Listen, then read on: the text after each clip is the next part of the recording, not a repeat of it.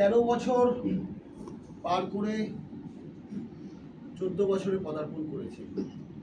এই উপলক্ষে গতকাল আমরা যে আমাদের যে নাট্যোৎসব ছিল, অর্থাৎ এই জন্মোৎসব উপলক্ষে দুদিন ব্যাপী যে রঙ্গসৃজন নাট্যোৎসব 2025 আমরা আয়োজন করেছিলাম, সেই অনুষ্ঠানের গতকালই ছিল শুভারম্ভ। গতকাল আমরা বেলগাছিয়া রঙ্গসৃজন নাট্যচর্চা কেন্দ্রের পক্ষ থেকে প্রখ্যাত নট নাটককার, নির্দেশক গণেশ মুখোপাধ্যায় নামাঙ্কিত একটি স্মারক সম্মান প্রদান করেছি মাননীয় শ্রী অচিন্ত দত্ত মহাশয়কে। এছাড়াও বেলগাছিয়া রঙ্গসৃজন স্মারক সম্মান আমরা গতকাল দিয়েছি অতনু সরকার, বিশ্বজিৎ রায়, সুভাষিস দত্ত, জয়ন্ত ভট্টাচার্য, রাজকুমার দাস এবং সৌমেন চক্রবর্তী ও সমরেশ বসুকে।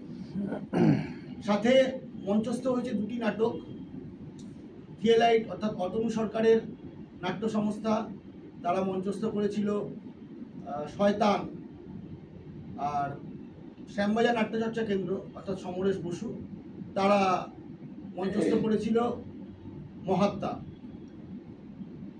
আজ রঙ্গসৃজন নাট্যোৎসবের দ্বিতীয় দিন। এই দ্বিতীয় দিনে আমরা প্রথমে আমাদের বেলগাছিয়া রঙ্গসৃজনের নিজস্ব প্রযোজনা সৃষ্টির শেষ মানুষ নাটক ধরমবীর ভারতী, রচনা ধরমবীর ভারতী, নির্দেশনা নকশা ও নির্দেশনা নীল কৌশিক, আলো সৌমেন চক্রবর্তী, আলোক প্রক্ষেপণে আছেন সোমনাথ চক্রবর্তী। এই নাটকে যে সমস্ত পাপেট এবং মুখোশ ব্যবহার হবে সেগুলো সুরজিৎদের নির্মাণ করা। পরে নাটকটা পুনর্নির্মাণ করেছে তাপস দত্ত। এরপরে এই সৃষ্টি শেষ মানুষ মঞ্চস্থ হওয়ার পর আমাদের তৃতীয় নাটক দোষাদি প্রতিফলক নাট্য সংস্থার নাটক। এই আজকের অনুষ্ঠান মাঝখানে দুটি নাটকের মাঝখানে আমরা বেলগাছিয়া রঙ্গসৃজন স্মারক সম্মান জ্ঞাপন করব আলোক শিল্পী সোমনাথ চক্রবর্তীকে।